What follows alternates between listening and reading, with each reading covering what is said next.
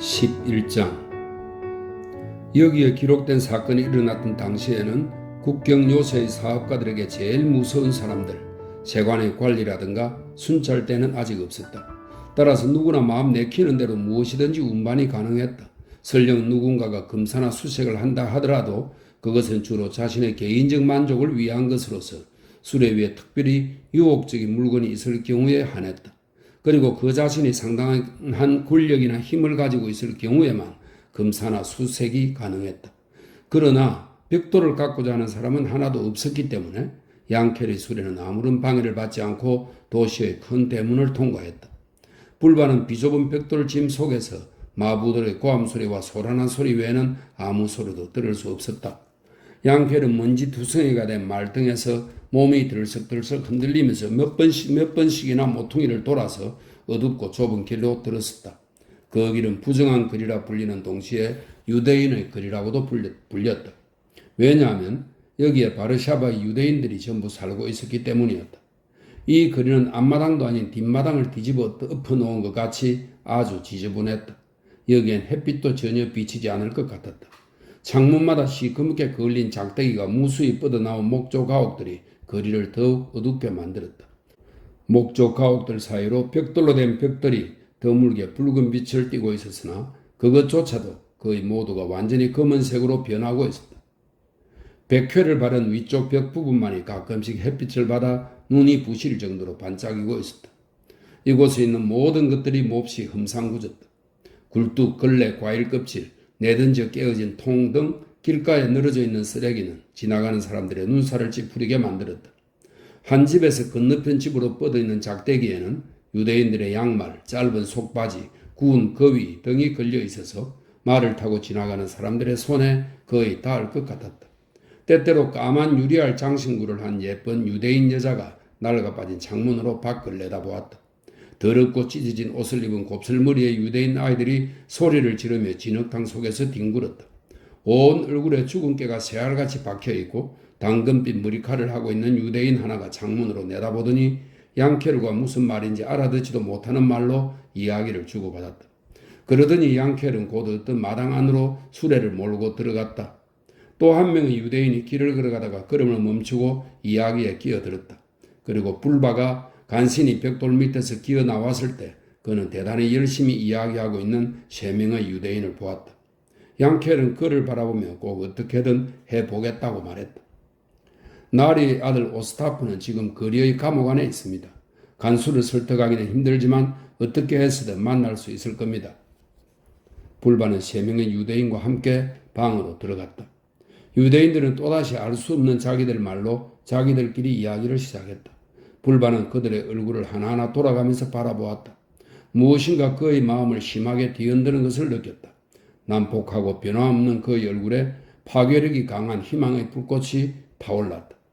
그런 희망은 종종 절망의 마지막 순간에 가서 이 사람의 마음에 찾아오는 것이었다. 늙은이의 심장이 청년의 심장처럼 힘차게 뛰기 시작했다. 여러분 들어보시오. 그가 말했다. 그의 말 속에는 어떤 기쁨이 담겨 있었다. 당신들은 이 세상에서 어떤 일이든지 할 수 있어.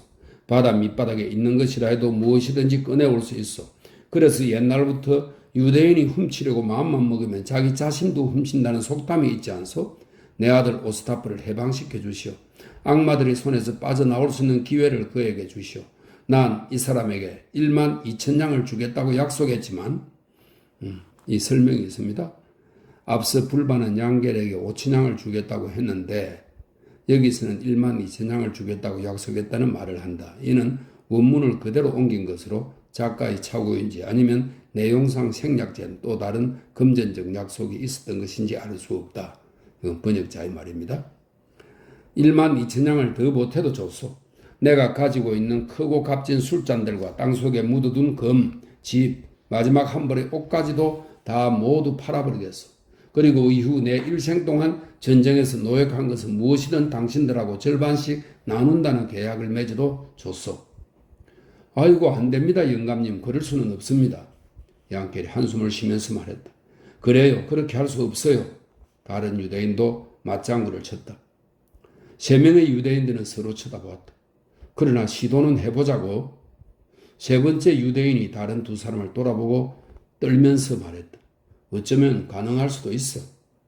세 명의 유대인들은 독일어로 이야기를 시작했다. 아무리 애써 들어봐도 불바는 한마디도 알아들을 수가 없었다. 다만 자주 반복되는 마르도하이라는 말이 그의 귀에 들어왔을 뿐 더 이상 다른 어떤 말도 알아들을 수 없었다. 그러면 영감님, 양켈이 말했다. 아직 이 세상에는 한 번도 없었던 그런 훌륭한 사람과 상의해 봐야겠습니다. 솔로몬같이 지혜로운 사람입니다. 그가 어쩔 수 없다고 한다면 그때는 이 세상의 어느 누구도 어쩔 수 없는 겁니다. 여기 앉아 계세요. 자, 열쇠가 여기 있습니다. 아무도 들어오게 해서는 안 됩니다. 유대인은 큰 길로 나가버렸다. 불바는 문을 잠그고 작은 창문으로 그 더러운 유대인 거리를 내다보았다. 세 명의 유대인은 큰 길 한가운데 멈추어 서서 상당히 흥분한 의조로 열심히 이야기를 나누기 시작했다. 거기에 네 번째 유대인이 끼어들고 마지막으로 또 한 명, 다섯 번째 유대인이 끼어들었다. 그는 또다시 마르도하이 하는 말이 되풀이되는 것을 들었다. 유대인들은 쉴 새 없이 큰 길 한쪽을 바라보고 있었다. 마침내 길 끝에 있는 한 더러운 집 뒤에서 유대인식 양말을 신은 다리가 보이더니 반 외투 자락이 아른거렸다. 아, 마르도하이다. 유대인들이 일제히 소리 지르기 시작했다. 양켈보다는 다소 키가 작으나 그 대신 훨씬 주름살이 많고 무척 두꺼운 윗입술을 가진 말라 빠진 유대인이 기다리고 있던 사람들에게로 다가왔다. 그러자 모두가 서둘러 그에게 이야기하기 시작했다. 그 이야기를 들으면서 마르도하이는 몇 번이나 그 작은 창문을 바라보았다. 그래서 불바는 자기에 관한 이야기를 하고 있는 것이라 추측했다. 마르도하이는 손을 내저었고 그들이 말하는 것을 듣다 말다 했다. 그리고 자주 옆에다 침을 뱉더니 반외투 뒷자락을 올려 호주머니에 손을 넣고 짤랑짤랑 소리가 나는 장난감을 꺼냈다. 그때 지나치게 더러운 그의 판탈론 바지가 보였다. 그러다가 이들 유대인들은 망을 보고 있던 사람이 조용히 하라는 신호를 보내야 할 만큼 큰 소리를 냈다. 그래서 불바는 자기가 무사할 수 있을까 하고 걱정하기 시작하였으나 곧 유대인들은 길가가 아니면 의논도 못하는 따위의 것들이라 여겼다. 그들의 이야기는 악마라도 알아들을 수 없으리라고 생각하니 그는 겨우 마음이 놓였다. 2분 정도 지나서 유대인들이 모두 함께 그가 있는 방으로 들어왔다. 마르도하이가 불바에게 다가와 그의 어깨를 툭 치며 말했다. 우리와 하나님이 원하는 한 꼭 그대로 되오. 타라스 불바는 아직 이 세상에 나타난 예가 없다는 그 위대한 솔로몬을 쳐다보고 다소 희망을 얻었다. 사실 그의 용모는 어느 정도 믿음을 줄 수 있었다. 그의 윗입술은 정말 괴물 같았다. 틀림없이 그 입술 두께는 다른 이유 때문에 더 컸다. 이 솔로몬의 특수염에는 털이 15개 뿐이고 그것도 왼쪽에만 있었다. 솔로몬의 얼굴에는 용맹의 상징으로 보이는 전투 자국이 무수히 나 있었는데 태어날 때부터 있었던 흠으로 생각될 정도로 많았다. 틀림없이 오래전에 그 자국이 몇 개인지도 잊어버렸을 것이다. 자기의 지혜에 대한 경탄으로 흐뭇해진 마르도하이는 친구들을 데리고 나갔다. 불바는 혼자 남았다. 그는 일찍이 경험해보지 못한 이상스러운 상태에 빠졌다. 생전 처음으로 불안을 느꼈다. 열병에 걸린 것 같은 정신 상태였다. 이전에 참나무처럼 견고하고 확고부동했던 그가 지금은 겁이 많고 나약해져 있었다. 바스락거리는 소리에도 몸이 떨렸고 길 끝에 새로운 유대인의 모습이 보일 때마다 떨렸다. 이런 기분으로 종일 먹지도 않고 마시지도 않고 길가로 난 조그만 창문에서 한시도 눈도 떼지 않고 있었다. 마침내 그날 저녁 늦게 마르도하이와 양켈이 나타났다. 늙은 불바의 심장이 멎는 듯 했다. 어때요? 잘 되었소? 그는 사나운 말처럼 참지 못하고 물었다. 그러나 유대인들이 용기를 내어 대답하기도 전에 벌써 불바는 어지간히 더럽기는 했지만 모자 밑으로 흘러내려 찰랑댔던 마르도하이의 곱슬머리가 마지막 한 가닥까지 없어진 것을 알아차렸다. 분명히 마르도하이는 무엇인가 말하고 싶어 했다. 그러나 용건은 말하지 않고 불바가 도무지 알아들을 수 없는 쓸데없는 이야기를 늘어놓았다. 게다가 양켈까지 감기에 걸린 듯이 자주 입에 손을 갖다 댔다. 이 봐요 영감님. 양켈이 말을 시작했다. 이젠 완전히 불가능해요. 다 틀렸어. 에이 나쁜 놈들 같으니 대가리에다 침을 뱉어버릴 놈들이죠. 마르도하이가 말해줄 거요. 마르도하이가 이 세상에서 한 사람도 해본 적이 없는 술책을 꾸몄지요. 그러나 하나님의 뜻이 아닌가 봅니다. 3,000명의 대군이 지키고 있어요. 내일 포로들을 전부 사형에 처한답니다. 불바는 두 유대인의 눈을 들여다보고 있었다. 그러나 이제는 초조도 분노도 없었다. 그러니까 만약 영감님의 아들을 보시려면 내일 아침 해가 돋기 전에 일찍 가셔야 합니다. 보초병 놈들이 허락했고 레벤타르는 폴란드의 경비대장입니다. 레벤타르 한 놈과도 약속을 했어요. 그런 놈들은 저승에 가서 고생 좀 해야 할 텐데 편안하지는 않겠지. 참으로 돈에 눈이 어두운 타산적인 놈들 같으니 우리 유대인 중에도 그런 놈은 없지요. 한 놈 한 놈에게 일일이 50냥씩 주었고 대장놈에게는 줬소. 나를 아들이 있는 곳으로 데려다 주시오. 불바가 단호하게 말했다. 그의 정신에 단호한 결단력이 다시 생긴 것이다. 그는 독일에서 온 외국 백작으로 변장하라는 양켈의 제안을 받아들였다. 의복은 성견 지명이 있는 유태인이 벌써 장만하고 있었다. 이미 밤은 깊었다.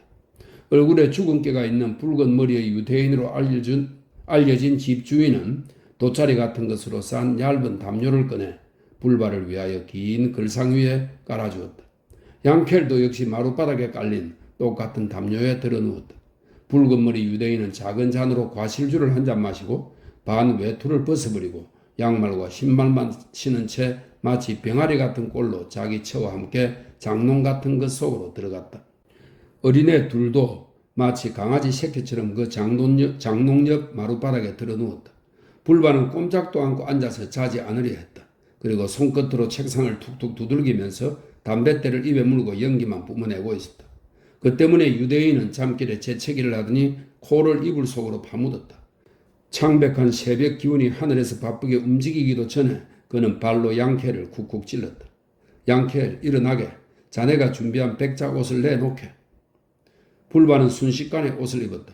그리고 수염과 눈썹 등을 검게 물들이고 머리 위에는 검고 조그마한 모자를 썼다.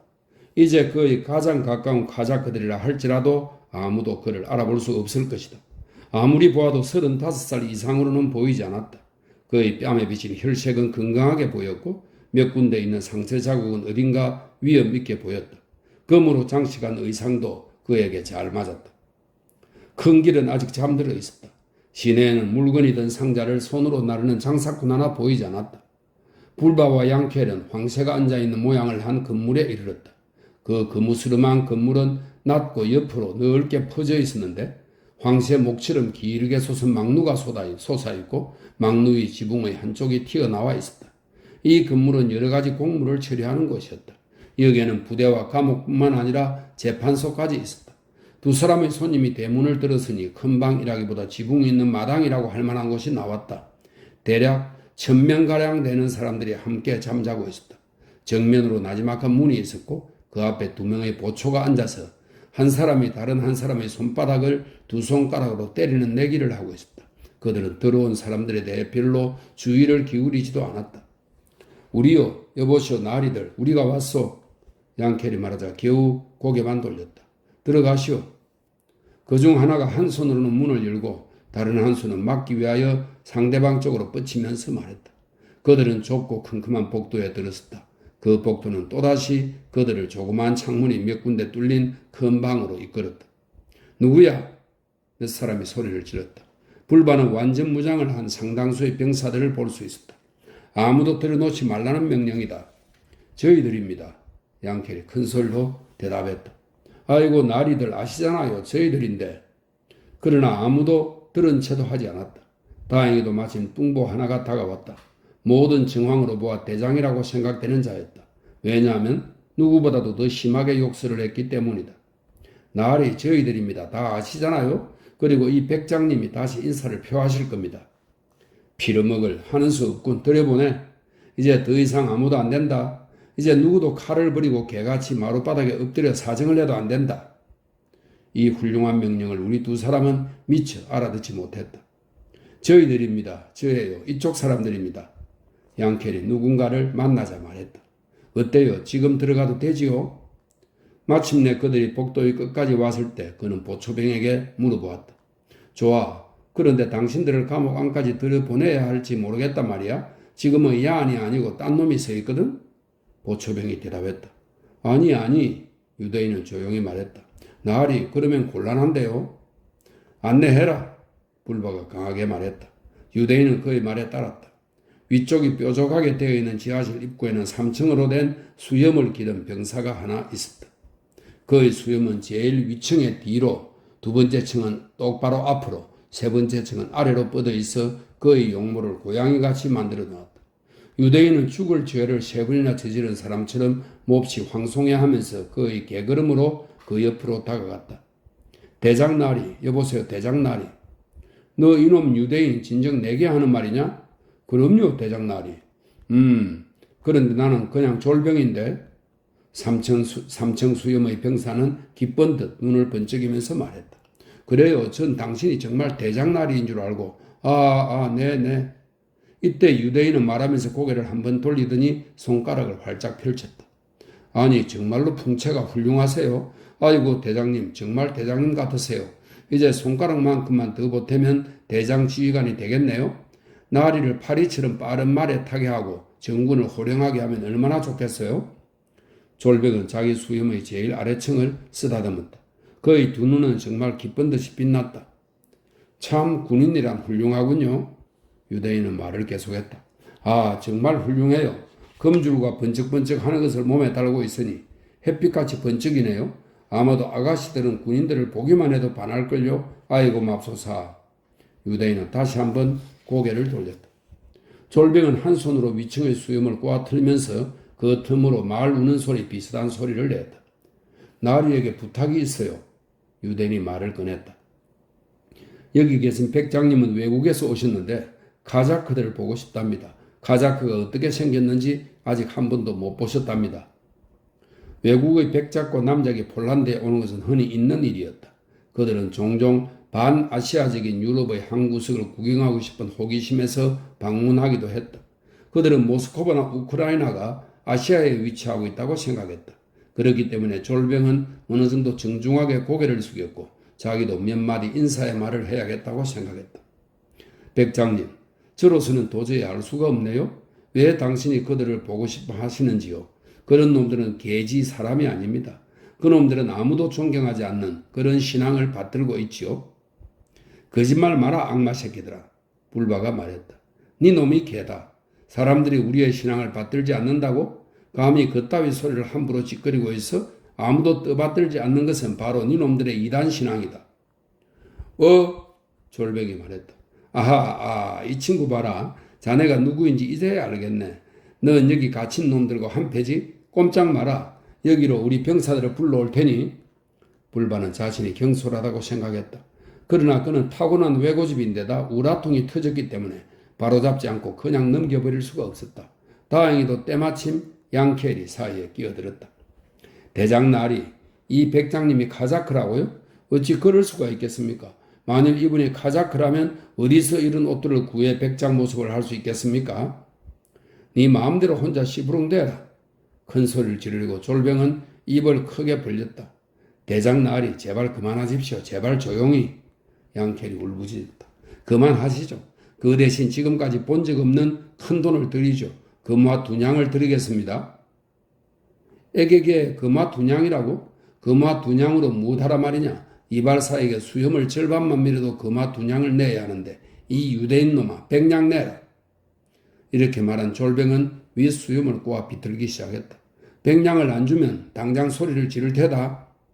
무엇 때문에 그렇게 많은 돈을 내야 한단 말인가요? 얼굴이 창백해진 유대인은 돈 주머니 끈을 풀면서 슬프게 말했다. 그러나 그의 돈 주머니엔 그만큼의 금화가 없었지만 다행히도 이 졸병은 100까지 셀 줄 몰랐다.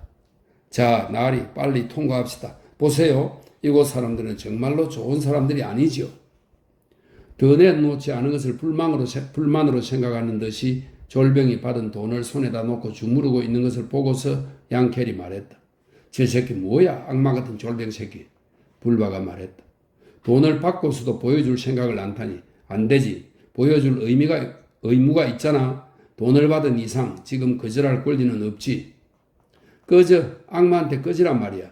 당장 안 보이는 대로 꺼져. 안 그러면 내 놈들을 당장에 빨리 꺼지란 말이다. 나리 갑시다. 정말 갑시다. 못된 놈들 같으니 더러운 꿈이나 꾸어라. 가련한 양켈이 소리를 질렀다. 불바는 고개를 숙이고 천천히 돌아섰다. 그리고 쓸데없이 돈을 써버린 것에 화가 난 양켈의 욕짓거리를 들으면서 그는 옹기를 되돌아 걸어갔다. 그놈을 어떻게 손 좀 봐줬어야 했는데 에이 개같은 놈 욕이나 실컷 해줄 것 정말 두들겨 패지 않으면 안 될 놈들이야. 오 하나님이 행운을 주셨지. 우리를 쫓아내는데 100냥씩이나 주다니.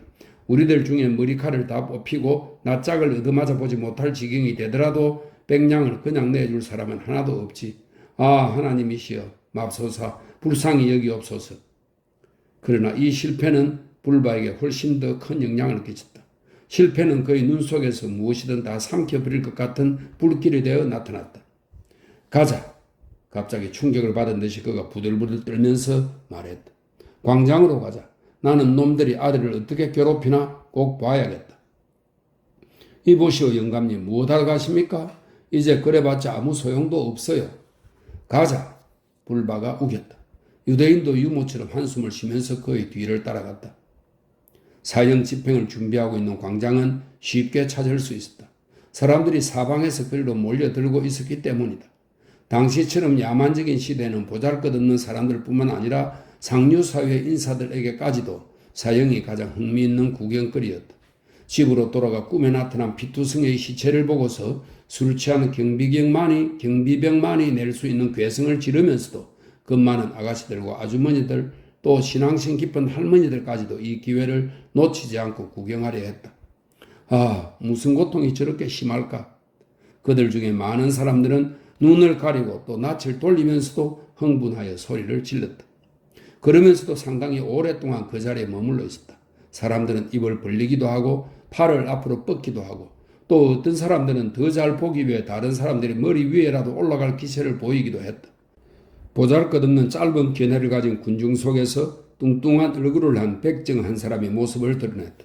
그는 이 일의 전문가답게 모든 과정을 주시하면서 명절날 술집에서 술을 마시면서 대부님이라고 부르게 된 무기 만드는 장인과 짧게 대화를 나누고 있었다. 어떤 사람들은 흥분하여 시비를 걸었고 또 다른 사람들은 노름을 하였다. 그러나 구경꾼들 대부분은 세상에서 일어나는 모든 것을 손가락으로 콧구멍이나 후면서 구경하는 족속이었다. 도시 수비대의 맨 앞줄, 수염을 기른 사나이들 바로 옆에 폴란드 귀족이거나 혹은 귀족 티를 내고 싶은 사람이 군복을 입고 서 있었다. 틀림없이 그는 가지고 있는 모든 것을 몸에 걸치고 온 모양이었다. 그렇다면 하숙집에는 다 떨어진 속옷과 낡아빠진 장화만 남아있을 것이 분명했다. 길고 짧은 두 개의 쇠사슬에는 어느 나라 것인지 알 수 없는 금화를 달아 목에 걸고 있었다. 그는 애인 유지샤와 나란히 서 있었는데 누가 그녀의 비단 옷을 더럽히지 않을까 하여 쉴 새 없이 주위를 둘러보고 있었다. 이미 모든 것을 그녀에게 다 설명해 주었기 때문에 그는 더 이상 할 말이 없었다. 자, 보세요, 유지샤 씨. 그가 말했다. 당신이 보고 있는 이 군중들 전부 죄인들을 어떻게 사형에 처하는지 보러 왔습니다. 자, 보시다시피 저기 도끼와 다른 여러 가지 도구를 가진 자, 저 사람이 사형 집행인이죠. 그가 사형을 집행합니다. 차박회에 매달리거나 다른 형벌을 받는 동안에 죄수는 아직 살아있지만 목을 잘라버리면 금방 죽어버립니다. 목이 잘리기 전에는 소리를 지르고 몸을 움직이지만 목을 잘라버리면 소리도 못 지르고 먹지도 마시지도 못합니다. 이미 머리가 없으니까요. 유지샤는 공포와 호기심을 느끼며 이 모든 설명을 듣고 있었다. 지붕마다 사람들이 흩어져 앉아 있었다. 수염을 기르고 잘 때 쓰는 모자같이 생긴 것을 쓴 진짜 우스꽝스러운 얼굴들도 여기저기서 지붕 및 창문으로 내다보고 있었다. 천막 아래 특별석에는 귀족들이 앉아 있었다. 쉴 새 없이 우스대는 귀부인의 하얗게 빛나는 아름다운 손이 그곳 난간을 잡고 있었다. 상당한 몸집을 한 고관 귀족들도 교만한 태도로 구경하고 있었다. 그곳에서는 아름다운 옷차림을 한 하인들이 소매를 걷어올리고 갖가지 마실 것과 먹을 것을 나르고 있었다. 검은 눈동자의 장난꾸러기 소녀가 만두와 과일을 집어서 자꾸 아래에 있는 군중들에게 던졌다. 한 무리의 배고픈 기사들이 그것을 받으려고 모자를 내밀었다.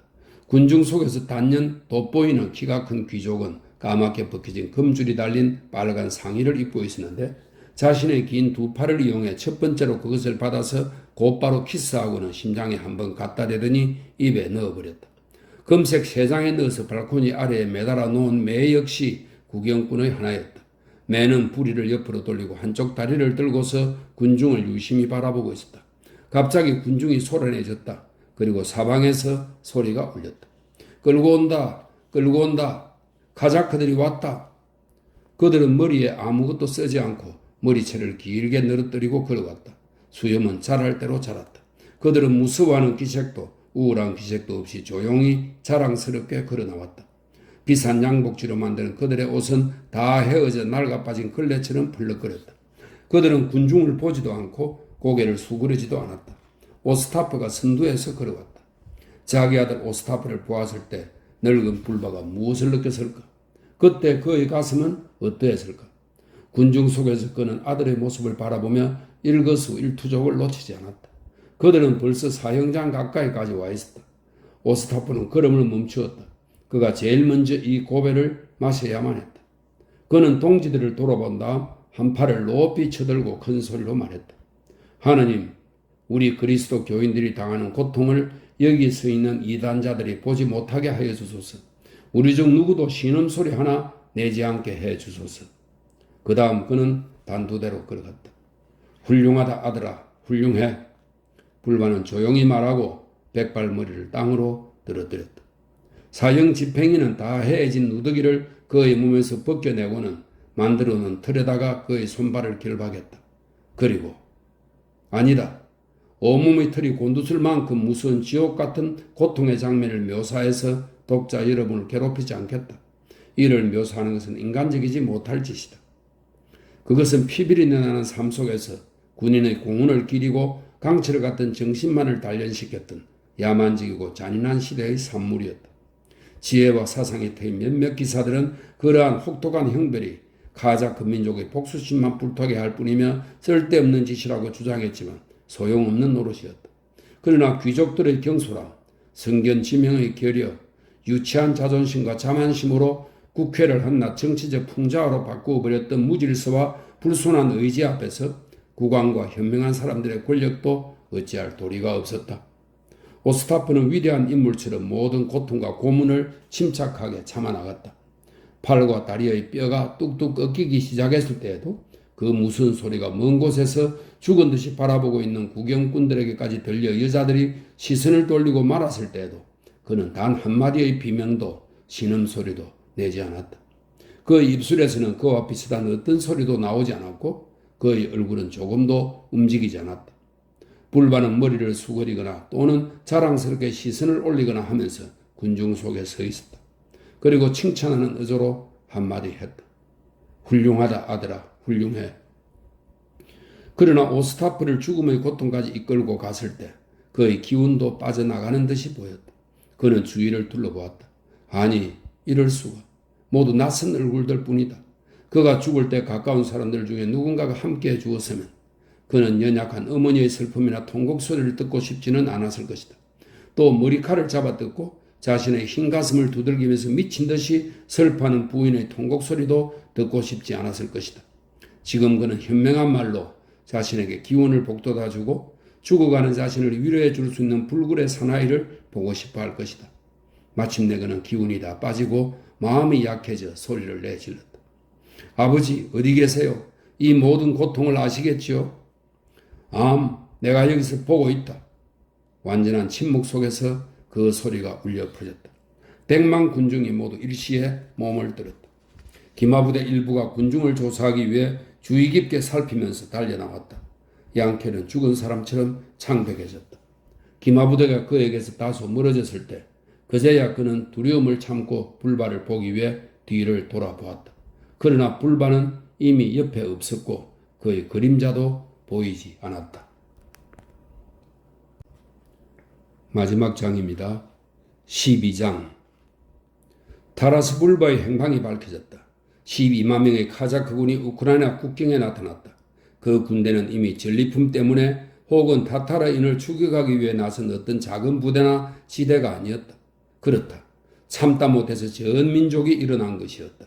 자신들의 권리가 조롱당하고 자기들의 풍속이 짓밟힌 것에 대항하여 수치스러운 모욕에 대항하여 조상의 신앙과 신성한 관습이 능욕당한 것에 대항하여 그들의 교회에 대한 모독에 대항하여 봉기한 것이었다. 그리고 타국인 폴란드 귀족들의 난폭함과 무례함에 대항하여 카자크에 대한 박해에 대항하여 그리고 그리스도교와 로마교의 연합에 대항하여 그리스도교 지역에 대한 유대민족의 수치스러운 지배에 대항하여 봉기한 것이었다. 그리고 오래전부터 카자크 민족의 정오심을 증대시키고 더욱 심하게 그들을 억압해온 모든 것에 대항하여 복수하려고 봉기한 것이었다. 젊지만 정신력이 강한 카자크 총대장 오스트라니차는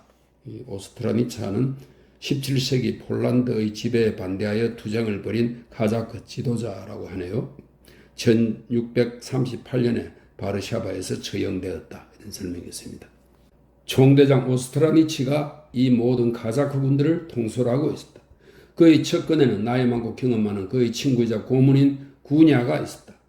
이 구냐는 1938년 원정 당시 오스트라니차의 고문으로서 스타리차 강에서 처형되었다. 이렇게 설명되어 있고요. 실존 인물이네요. 구냐가 있었다.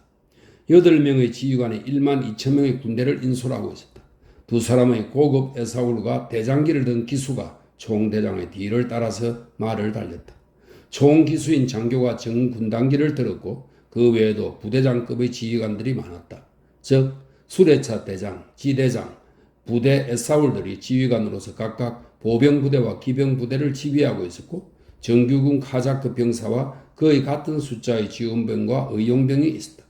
모든 곳에서 카자크들이 봉기한 것이었다. 치기린에서, 페레아슬라프에서, 바투린에서, 글로오프에서, 드레프르 강 하류 지방에서, 그 상류의 모든 지방과 섬들에서 일제히 일어났다. 헤아릴 수 없을 만큼 많은 말과 무수한 수레차 무리가 온 들판에 늘었었다. 이들 카자크군 8부대 중에서 가장 뛰어난 한 부대가 있었으니 그 부대를 지휘하고 있는 자가 타라스 불바였다. 연령, 풍부한 경험, 군대를 움직이는 능숙한 기술, 그리고 적들에 대한 누구보다도 강한 정오심 등 모든 것에서 다른 사람들을 능가하는 무게감을 느낄 수 있었다. 카자크들에게조차도 그의 무자비한 광포함과 잔인성은 지나쳐 보였다. 백발이 다 된 그는 머릿속으로 적을 불살라 죽이고 목을 달아매 죽이는 것만을 항상 생각하였다. 군사회의에서 그의 의기는 적을 섬멸시킨다는 것 한 가지뿐이었다. 카자크들이 자기들의 우월성을 보이며 용맹을 떨친 모든 전투를 여기저길 필요는 없을 것이다. 또 전쟁의 점진적인 진행 상황을 묘사할 필요도 없다. 그 모든 것은 연대기 속에 적혀 있다. 러시아 땅에서 신앙을 위한 전쟁이 어떤 것인지는 누구나 잘 알고 있다. 신앙보다 더 강한 힘은 없다. 그것은 폭풍이 사납게 몰아치고 끝없이 변화하는 바다에서도 영원히 그대로 남아있을 큰 바위처럼 극복할 수 없는 무시무시한 것이다. 하나의 단단한 바위는 깨뜨릴 수 없는 장벽이 되어 바다 한가운데의 밑바닥으로부터 하늘을 향해 높이 솟아있다. 그 바위는 사방에서 보인다. 그리고 옆을 달리면서 지나가는 파도를 똑바로 바라보고 있다. 이 바위에 부딪히는 배는 불행하리라. 힘없는 밧줄들은 산산이 끊어져 날아가고 그곳에 있던 모든 것은 부스러져서 가루가 되어 물속으로 가라앉고 죽어가는 자들의 비명은 놀란 공기를 뒤흔들 것이다. 폴란드 주둔군들이 어떻게 도시들을 내던지고 도주했는가, 또 수치를 모르는 유대인 토지 임차인들이 어떻게 교수형을 당했는가에 대해서는 연대기에 상세히 적혀 있다. 그리고 적의 총사령관, 여기에 대한 설명도 있네요. 이 게트만이라고 하네요. 게트만은 16세기에서 18세기 폴란드군이 총대장을 지칭할 때 사용되었다. 이 게트만이라고 불렀다고 하네요. 원문의 코로니 게트만은 카자크의 총대장과 구별하기 위해 총사령관으로 번역하였다. 이렇게 됐네요. 총사령관 니콜라이 포토체키가 수많은 대군을 갖고서도 카자크의 불가항력에 얼마나 힘없이 무너졌는가. 그가 격파되고 추격당하면서 어떻게 자신의 우수한 병사들을 크지도 않은 강에 빠져 죽게 했는가에 대해서도 연대기에 상세히 적혀 있다. 무서운 카자크들이 폴론이라는 소도시에서, 폴론이는 고골이 서술한 상황에 맞추어 살펴본 우크라이나 연대기에 따르면 폴로니 전투는 1638년에 일어났다고 합니다. 폴론이라고 부르는 소도시에서 그를 어떻게 포위했는가? 그 파국에 도착한 폴란드 총사령관이 어떻게 모든 조건에 대한 완전한 승낙을 왕과 정부의 관리들로부터 신의 이름으로 약속했고 아울러 이전의 권리와 재산의 반환을 어떻게 맹세했는가 하는 이 모든 사실들도 연대기에 적혀 있다. 그러나 카자크들은 그따위 것으로 분을 참을 사람들이 아니었다. 폴란드인들의 맹세가 어떤 것인지 그들은 이미 잘 알고 있었다. 따라서 이 소도시에 있던 러시아 수도사들이 구해주지 않았더라면 포토츠키는 6,000냥을 주고 산 준말을 타고 더 이상 어스대지도 못했을 것이다. 귀부인들의 시선을 끌거나 귀족 전체의 선망도 받지 못하고 원로인의 위원들에게 호사로운 잔치를 베풀면서 국회에서 떠들어대지도 못했을 것이다. 그러나 찬란한 금수를 놓은 제의를 걸치고 성상과 십자가를 든 수도사들과 십자가를 손에 들고 법관을 쓴 주교가 선두에 서서 마중하였을 때 가자크들은 모두 고개를 숙였다. 이 당시 그들은 아무도 존경하지 않았다. 그렇다. 왕이라고 해도 존경하지는 않았을 것이다. 그러나 자신들이 받드는 그리스도 교회는 반항할 생각을 감히 하지 못하였고 따라서 수도사도 존경했던 것이다. 가자크의 총대장은 부하 지휘관들과 더불어 포토츠키에서 모든 그리스도 교회를 자유롭게 하고 오래된 원한도 잊어버리고 가자크 군대에 어떠한 모욕도 주지 않는다는 굳은 서약을 받고 나서 그의 석방을 승낙하였다. 그러나 한 사람의 지휘관만은 그와 같은 결정에 동의하지 않았다. 그 한 사람이 바로 타라스 불바였다는 것은 두말할 나위가 없다. 그는 자기 머리칼을 한 줌 잡아 뜯으며 소리를 질렀다. 이보시오. 총대장 및 지휘관 여러분. 그따위 괴집 같은 짓을 하지 마십시오. 폴란드 놈들을 믿어서는 안 됩니다. 이 개 같은 놈은 곧 배신할 것이요. 군대 서기관이 약정서를 내놓고 거기에 총대장이 그 힘있는 손을 내려놓았을 때 그는 최고급 쇠로 만든 값진 터키째 장검을 자기 허리에서 풀어 갈대 지팡이를 꺾듯이 두 동강 내어 왼쪽과 오른쪽으로 따로따로 멀리 집어 던지면서 말했다. 그럼 여러분 안녕히 계십시오. 이 두 조각의 칼이 하나로 이어져 한 자루의 칼이 되는 일이 없듯이 우리들도 이 세상에서 다시 만나는 일은 없을 것이요. 내 이별의 말을 기억해 두시오. 이 말을 할 때 그의 목소리는 갑자기 커졌으며 한층 더 높아졌다. 눈에 보이지 않는 힘을 발휘했던 것이다. 그리고 모든 사람들이 그의 예언적인 말을 듣고 동요했다. 마지막 순간이 오면 내 말이 기억날 것이요. 지금 여러분은 안녕과 평화를 얻었다고 생각하며 귀족같이 편안한 생활을 할 수 있다고 생각합니까? 평화는 이때 좀 다른 편안함일 것이요. 총대장, 당신의 머리 껍데기는 벗겨질 것이요. 놈들은 거기에 메밀가루를 넣어서 이곳저곳의 장터에서 구경거리로 삼을 것이요. 그리고 여러분의 모가지도 견뎌나지 못할 것이요. 눅눅한 지하실에서 새끼 양처럼 산채로 솥에 넣어져 금방 삼켜 죽지 않는다면 그 돌벽 속에 갇힌 채로 죽고 말 것이요. 여러분, 젊은 친구들. 그는 자기 부하들을 돌아보며 계속해서 말했다. 여러분 중에서 누가 제대로 죽고 싶은가? 난로 옆에서 계집과의 잠자리에서도 아니고 또 짐승처럼 술집 울타리 밑에서 술이 취한 채 죽는 것도 아니다. 젊은 부부처럼 뜻을 같이하여 동시에 죽기를 원하는가? 혹시 여러분은 집으로 돌아가기를 원하는 건 아닌가? 그리고 배교자가 되려는 건 아닌가? 자기 등에다 폴란드 수도사 놈들을 업고 다니고 싶은가? 당신의 뒤를 따르겠습니다, 대장님. 당신의 뒤를 따르겠습니다. 타라스 불박 부대의 전 병사들이 소리 높여 고함을 질렀다. 그들에게 가담한 다른 부대의 병사들도 적은 수가 아니었다. 나를 따르려면 좋다. 끝까지 내 뒤를 따라오너라. 불바가 말했다. 그리고 모자를 더 깊이 고쳐 쓰고 서 있는 사람들을 무서운 눈으로 흘겨보고 나서 말에 올라타더니 부하 장병들에게 소리쳤다. 우리들에게 모욕적인 말을 할 사람은 아무도 없을 것이다. 여러분, 가톨릭 교도놈들을 찾아갑시다. 그는 자기 말을 채찍으로 때렸다. 그 뒤로 100대의 수레차가 따라갔고 수많은 카자크의 기병들과 보병들이 뒤에서 진군하였다. 불바는 휙 뒤를 돌아보고 남은 사람들을 무서운 시선으로 흘겨보았다. 그의 시선은 분노에 불타고 있었다. 누구도 감히 그들을 멈춰 세우려고 하지 않았다. 불바는 오랫동안 그리고 여러 번 뒤를 돌아보았다. 그때마다 그는 무서운 눈초리로 위협했던 것이다. 총대장과 지휘관들은 아무 생각 없이 서 있었다. 일종의 벅찬 감정에 억눌린 듯 그들은 심각한 생각에 잠겨서 오랫동안 침묵을 지켰다. 불바의 예언은 헛되지 않았다. 모든 일이 그가 예언한 대로 되어갔다. 얼마 지나지도 않아서 카네프 부근에서 총대장의 목과 최고위급의 목이 높은 말뚝 위에 매달리고 말았던 것이다. 그런데 불바는 어떻게 되었을까? 그는 자기 부대를 인솔하여 폴란드 전국을 휩쓸면서 18개의 소도시와 약 40개의 가톨릭 성당을 불사르고 이미 크라코프에 도달했다. 그는 수많은 폴란드 귀족들을 죽이고 가장 부유하고 훌륭한 성들을 마음껏 약탈했다.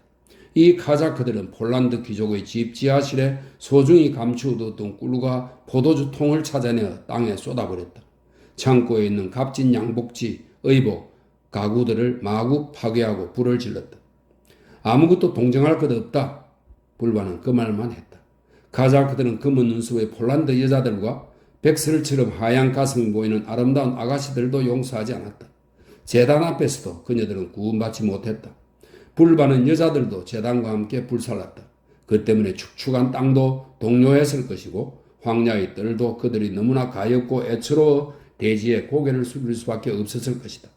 슬픔에 찬 비명과 더불어 타오르는 불길 속에서 하늘을 향해 솟아오르는 것은 백설보다도 더 하얀 여자들의 팔뿐이 아니었다. 그러나 잔인한 카자크들은 그 무엇에도 주의를 돌리지 않았다. 그들은 길가에 서 있는 어린아이들까지 창끝으로 찔러서 그녀들이 타고 있는 불 속으로 던졌다. 악마 같은 폴란드 놈들아, 이건 오스타프에게 바치는 재물이다. 불바는 그런 말만 할 뿐이었다. 그렇게 그는 가는 곳마다 오스타프에게 바치는 재물을 만들었다. 결국 폴란드 정부는 타라스의 행동이 보통 강도들의 소행보다 더 심하다는 것을 알아차리고 다시 포토츠키에게 5개 부대 병력을 가지고 타라스를 꼭 체포하도록 명령했다. 그 카자크들은 엿새 동안 시골길을 따라 모든 추격 부대로부터 도주했다. 말들은 그 비상한 질주를 계속해서 카자크들을 구출해 주었다. 그러나 이번에 포토츠키는 맡은 임무를 충실하게 수행했다. 그는 꾸준히 카자크를 추격하여 드네스트로 강가에서 따라잡았다. 이 드네스트로 강가는 카르파리아 산맥에서 시작하여 흑해로 흘러 들어가는 강입니다. 이곳에서 불바는 잠시 휴식하기 위해 폐허가 된 한 요새를 점령하고 있었다. 드네스트로 강을 바라보는 낭떠러지기 위해 폐허가 된 요새는 허물어진 성벽이 전부였다. 언제 무너져 떨어져 버릴지도 모르는 절벽 꼭대기에는 조약돌들과 벽돌 조각이 여기저기 흩어져 있었다. 이곳을 총사령관 포트츠키가 지휘하는 대군이 들판으로 뻗어나간 두 방향으로 포위하고 있었다. 벽돌과 돌을 던지면서 카자크들은 나흘 동안 완강히 저항했다. 그러나 양식도 떨어지고 병력도 다 소모된 불바는 적진을 돌파하여 탈출하기로 결심했다. 이들 카자크는 벌써 몇 번씩 포위망을 돌파한 적이 있었다. 이번에도 빨리 달리는 그들의 말들이 또 한 번 그 믿음에 어긋나지 않게 탈출시켜 줄 것이었다. 그런데 이때 질주하던 불바가 갑자기 말을 멈추고 소리를 질렀다. 멈춰라. 담뱃대를 떨어뜨렸다. 담뱃대 하나라도 원수 같은 폴란드 놈들을 손에 넘겨주기 싫다.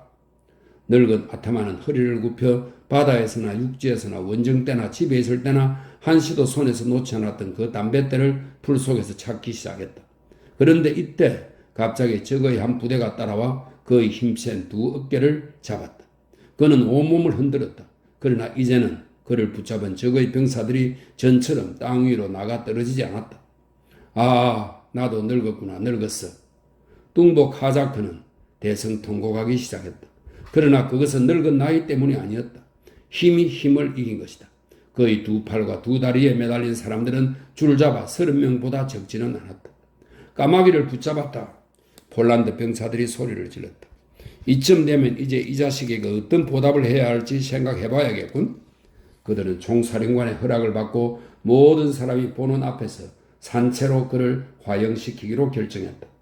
마침 그곳에는 꼭대기에 벼락을 맞아 부러진 잎사귀 하나 없는 나무가 서 있었다.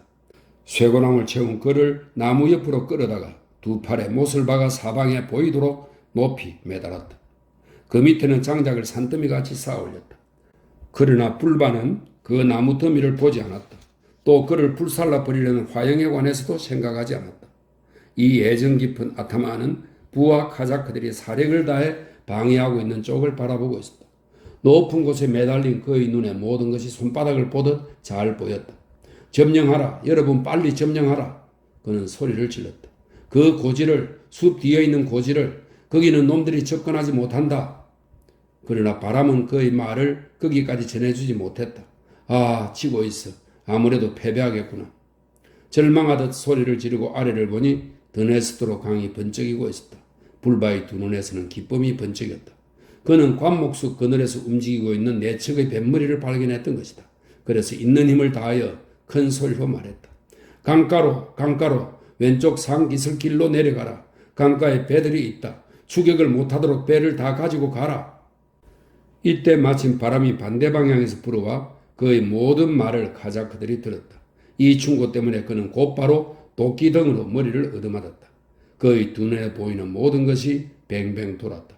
카자크들은 산기슭으로 통하는 협곡을 전 속력으로 뛰어내려갔다. 그러나 추격대의 손은 그들의 등골까지 바짝 추격해 왔다. 협곡은 굴곡이 너무 심해 길이 분명하게 보이지 않았다. 아, 막다른 길이다. 사람들이 모두 잠시 멈추었다가 말을 채찍을 휘두르면서 휘파람을 불었다. 그러자 타타르 혈통의 말들은 땅에서 벌쩍 뛰어 공중에서 뱀처럼 몸을 돌려 이 낭떠러지기를 넘어 일렁대는 드네스토로 강물로 뛰어들었다. 다만 두 사람만 강가에 도달하지 못하고 낭떠러지 꼭대기에서 바위로 추락하여 악 소리를 지를 새도 없이 그 자리에서 말과 더불어 영원히 잠들었다. 그러나 다른 카자크들은 벌써 말과 더불어 물속을 헤엄쳐서 뱃줄을 풀었다. 폴란드군은 낭떠러지 위에 멈추어 서서 일찍이 보지도 못한 카자크들의 솜씨를 보고 생각했다. 우리들도 할 수 있을까? 어떨까? 불쌍한 안드레를 매혹시킨 폴란드 미인의 친오빠이며 열혈 남아인 젊은 지휘관은 잘 생각해 보지도 않고 있는 힘을 다해 카자크들의 뒤를 따라 뛰어내렸다. 그는 말과 더불어 공중에서 3번 뱅글뱅글 돌아서 뾰족한 바위에 힘껏 들이박혔다. 날카로운 바위는 낭떠러지 사이로 떨어진 그의 몸을 조각조각 찢어버렸다. 그의 머리골은 피와 섞여서 깎아지는 절벽에 자라난 관목 숲으로 튀었다. 쓰러진 타라스 불바가 흐릿한 의식에서 회복되어 드네스토로 강을 바라보았을 때 카자크들은 이미 멀리 가 있었다. 그들의 머리 위로 총탄이 쏟아졌지만 맞지 않았다. 늙은 아타만의 두 눈은 갑자기 기쁨에 젖었다. 잘 가라 동지들이여. 위에서 그들에게 소리를 질렀다. 나의 일을 기억해다오. 다음에 봄이 되면 또다시 이곳에 와서 마음껏 놀아다오. 악마 새끼 같은 폴란드 놈들아. 니놈들은 도대체 무엇을 느꼈다는 거냐? 이 세상에 우리 카자크가 무서워하는 것이 있는 줄 아느냐? 두고 보자. 때가 되면 러시아 정교신앙이 어떤 것인지 너놈들도 알게 될 것이다. 벌써 지금도 먼 곳 가까운 곳 가릴 것 없이 백성들이 그것을 느끼고 있다. 우리 러시아 땅에도 러시아 황제가 나타날 것이다. 그리고 이 황제에게 정복되지 않는 세력은 이 세상에는 없을 것이다. 불길은 이미 장작더미 위로 빠르게 번져 올라와 타라스 불바의 다리를 삼키고 나무를 따라 활활 타올랐다. 그러나 러시아의 힘을 이겨낼 만한 그런 힘, 그런 고통, 그런 불길이 과연 이 세상에 있을까? 드네스트로 강은 작지 않다. 이 강에는 물구비와 갈대숲, 여울목, 깊은 곳들이 수없이 많고 높게 째지는 백조의 울음소리에 반쯤 미쳐버린 거울 같은 수면이 반짝이고 그 위로 그만한 오리가 재빠르게 헤엄쳐가고 황새와 가슴페개가 부르건 쿠르오탄과 쿠르오탄은 도요새의 일종입니다. 쿠르오탄과 가지각색의 새들이 갈대 숲속과 강가에서 무리를 지어 살고 있다. 카자크들은 키가 2개 있는 좁다란 촐런의 노를 활기차게 젓는다. 사이좋게 협력하여 노를 저으면서 얕은 여울을 피해 조심스럽게 날아오는 새떼를 해치면서 자신들의 아타만에 관한 이야기를 하고 있다. 1842년. 참 대단한 소설이네요.